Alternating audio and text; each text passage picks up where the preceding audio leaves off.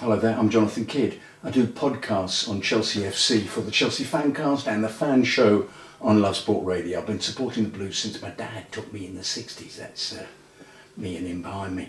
I saw the Blues lose versus Spurs in 67 in the FA Cup final and win at Old Trafford in 1970. I'm a season ticket holder. Welcome to the first of my Chelsea weeklies, in which I'll talk about all things Chelsea Football Club for the 2019-2020 season. My views, my angle, my take on the club, on matches, on gossip, on players, and also a discussion with friends of some of the major issues. For example, are overseas supporters more important than those who watch the club live, week in and week out at the Bridge and away?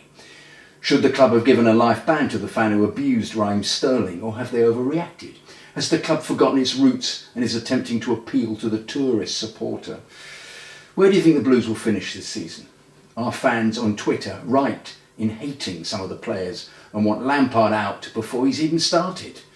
Did David Luiz make the right decision to leave, or was he pushed out by Frank? Why have Man City only been fined or given a reprimand rather than a transfer ban over their transgression of the rules over youth transfers? I'll be talking about these issues and everything that comes up in the show over the next few weeks. If any of you out there want to ask me anything, please tweet me on @JonathanKydd, JonathanKydd, and I'll discuss your views on the show. As I say, I'll be joined from time to time by the odd opinionated match-going friend to discuss how the season is going, and we may very well do it live at the ground. But first things first, the first game of the Premier League season versus Man U at Old Trafford. I have to say I was optimistic. Man U had a terrible end to the season last season, and we looked a decent attacking force in our pre-season, despite having Hazard. What a wonderful player he was. The defence in pre-season, mind you, had conceded a lot and looked feeble at set pieces, but nevertheless I didn't expect the total disintegration of the team in the second half that actually happened at Old Trafford. It was utterly humiliating, and we daren't play like this in the Super Cup on Wednesday versus the Scousers, or Frank will be heavily under attack. We started well though, looked really fluid and speedy. Frank's aims to move the ball at pace seemed to be working excellently. Barkley was playing further forward than he had under Sarri. In respect of those who hated the fag-munching fraud, as he was politely called, I'll always say his name out of the corner of my mouth. Sorry. And in fairness, Frank from now on will be Super Frank. So, Barkley further forward, Tammy looking sharp. He gets into very good positions, does Tammy. When Giroud came on, he looked very ponderous. And a lot of possession gained by pressing made United look fragile. Tammy hit the woodwork with a crisp drive.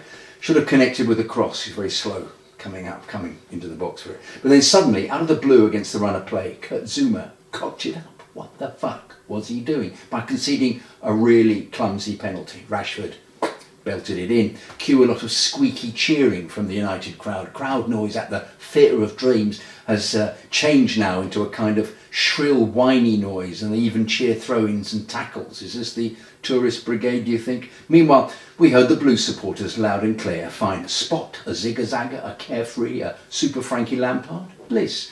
As your support is fucking shit, which should really have been your support is fucking shrill and squeaky and mouse-like. So we look good enough to go in on equal terms. We'd matched them, been better in fact in a really open game, should have been 2-1 at least.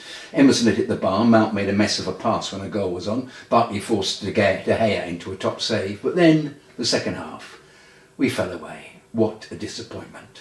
4-0, should we worry? Well, of course we should. It's the worst first day result we've had in the Premier League. We ended up looking like cowering rabbits in bright red headlines. I know it's only the first game of the season. Well, excuse me. It's still a big loss where all our rivals for the top four won. But in the second half, we took a hiding, seemed incapable of dealing with a team that defends and hits us on the break, which is how most of the Premier League plays. Man U's tactics had changed and we couldn't cope. I don't want to be too specific about players, but some stood out badly. I know it's only the first game, but Pedro played like last year, kept being caught in possession or gave the ball away. He's like a sort of Duracell bunny without an off switch. One of his worst moments when he gave the ball away and then got it back excellently, only to give it away again. Barkley the same. He has to stop being caught in possession to be taken seriously. Yes, he got more shots in, but football is so competitive nowadays that if you give the ball away or get caught in possession, then at least a shot on goal by the opposition is nearly always the consequence. It's not a goal itself. Zouma let's be honest, looked totally out of his depth. He reminded me of his worst performances at Stoke. He's a fine blocker and headerer. Can you say that? Headerer? No, header of the ball. But seems ploddy. Rudiger Christensen would be the best pairing. In fact, let's be honest, we could have done with Louise at the weekend, but probably a Louise from last season. I got the impression from pre-season that he'd fallen out hugely with Super Frank. It can be difficult suddenly finding your teammate is your boss. This applies to many job situations in life. Now on to Dave. Is he doing a Brana Ivanovic who suddenly lost all his pace? Because if so, it couldn't have happened at a worse time. Who is there to play in his position but Zappacosta, who I was hoping was on his way out? He's never been good enough. According to Squawk Stats, Dave gave the ball away 22 times in the second half and was guilty of terrible positioning for 2 of the goals, which were both his fault. And he was well off the pace. Emerson is fine going forwards and infinitely preferable to Alonso, who appears to have lost it. Unless, of course, he finds it again, but I'm not convinced Emerson can defend. Super Frank, in his post-match interview, seemed a bit shocked by it all and mentioned Reece James. He'd done that in the pre-match interview as well, as having a part to play when he's back from injury. Perhaps Super Frank sees where the grass is growing. Throw out the underachievers. Put in the youth.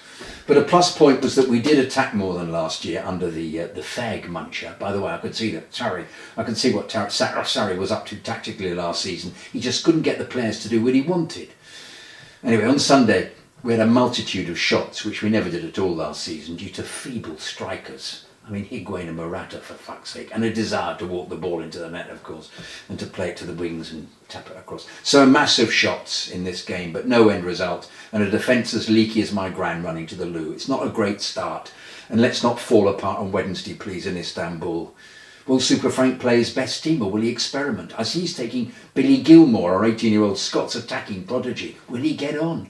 Will Klopp play his best team? All will be revealed tomorrow, but this could be humiliating as well. Then where does that leave Super Frank? The pressure will be on. Come on, Ishos.